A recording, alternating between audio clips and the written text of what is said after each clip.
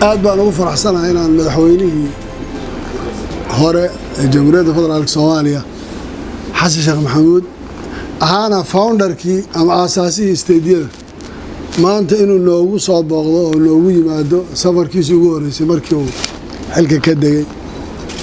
waxaan leenahay madaxweyne ku soo dhawow Jubbaland, ku soo dhawow xaruntii ku meel gaarka Kismaayo. aad baan ugu faraxsanahay booqashadaada inaad noo timaado. aad baan ugu faraxsanahay inaad raadka dowladnimadii aad gundhigtay iyo aasaaskii aad u samaysay dhismihii Jubbaland iyo juhdigii aad gelisay maanta inaad ku soo noqoto oo aragto midhaheedii iyo meeshay marayso dadkaaga aad la qaybsato. aad baan ugu faraxsanahay oo ku soo dhaweynaynaa dadkaaga oo jecel oo ku sugayay. aan oran lahaa ku soo dhawow adiga iyo dhammaan senatarada iyo xildhibaanada kula socda iyo khiyaarta kaleba. waana ku faraxsanahay insha Allah. waa tan hadal kale kuma lihi doonayn soo dhaweyn wixii kale wara, laakiin waxaan rabaa inaan uga mahad celiyo wixii uu soo maray, xaaladii waddankan meeshii uu ka soo bilaabay iyo intay maanta soo gaadhay iyo halkii uu madaxweynuhu soo gaarsiiyey ayna maanta u tahay guul iyo farxad inuu arki karayo wixii uu dhisay iyo bayskii uu sameeyey iyo maanta midhaha iyo natiijada meeshay taagan tahay. ku soo dhawow madaxweyne. aad baad madaxweyne aad iyo aad ayaa u mahadsan tahay. waa ku faraxsanahay anigana inaan imaado magaalada Kismaayo, caasimadda ku meel gaarka ee gobolka Jubbaland.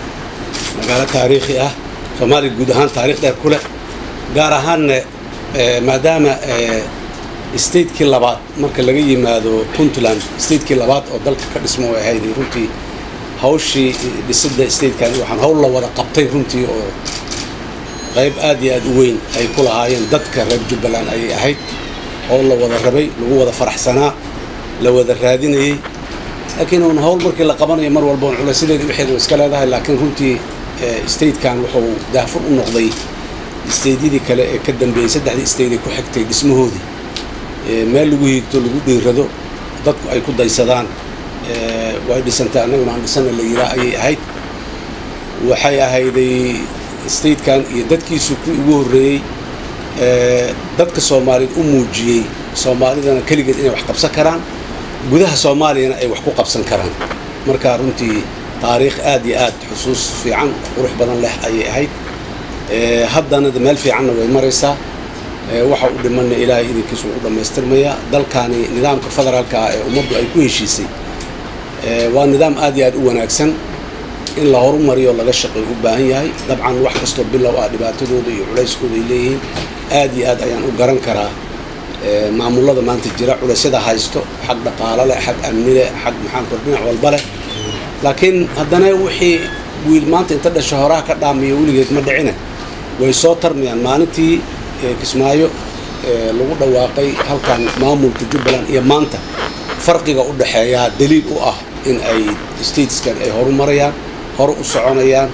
annaan wixii looga dan lahaa ay gaaraan. dalka Soomaaliya fursadda ugu weyn oo dowladnimadu ay ku baahi karto, ummaduna ay hore inta u garatay ay go'aansatay waxay ahayd nidaamkan federaalka. marka annagu insha Allah nidaamka federaalka horeyna waa uga shaqaynay, haddana waa ka shaqaynaynaa. dadka Soomaaliyeed oo dhan rabitaankoodana waaye wax shakhsi gaar ah iyo koox gaar iyo deegaan gaar ku gaar ah ma ahan.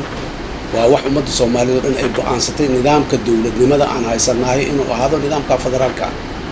waana nidaam adduunyada meelo badan u shaqeeyay, annagana wuu noo shaqayn karaa haddii aan quruxsanno, ka wada hadalno, ku xaajiso. dimuqraadiyadda Soomaaliya ka jirtana maanta waa dimuqraadiyad wada xaajood iyo wada hadal iyo istixgelin iyo iskaashi ku dhisan marka sidaasaa meesha la jooga lagu soo gaaray inta dhimanna sidaas un baan ku gaarayna haddii la yidhaahdo marka dadka Soomaaliyeed meel kastoo ay joogaan waxaan leeyahay ha laga shaqeeyo ha lagu dhiirado ha lagu adkaysto in xukunka dawladnimada uu baaho oo deegaanka gaaro dadka u dhawaato dawladdu mar walba sida ugu fiican ugu dhawaa kartana waa nidaamka federaalka ah oo statesku ay dadka sii tagaan statesku hoos inta u sii dejiyaan ay maxaan ku ilaa degmadii iyo tuuladii iyo ay sii gaarsiiyaan dabcan duruufo gaara oo nimankan cadowga ay nabadiidka ay dalka dhan ku hayaan oo iska jiraan laakiin ayaguna waqtiga leeyahay way dhamaanayaan dadaalkooda waa lagu jiraa mar kale waxaan rabaa dadka reer Jubbaland inaan u hambaliyeeyo dadaalka iyo isku duubnida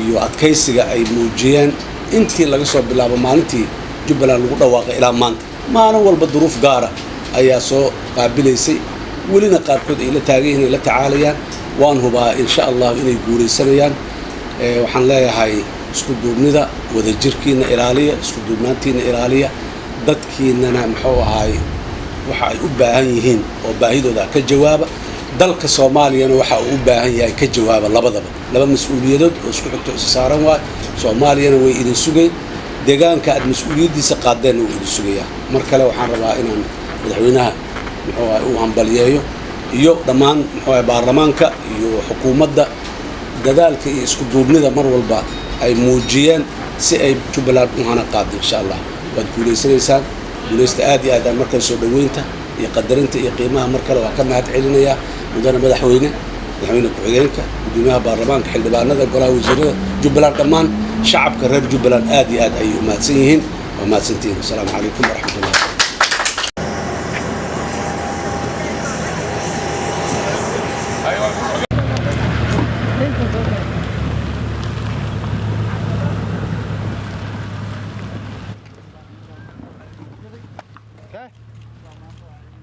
Okay guys, عامل ازاي؟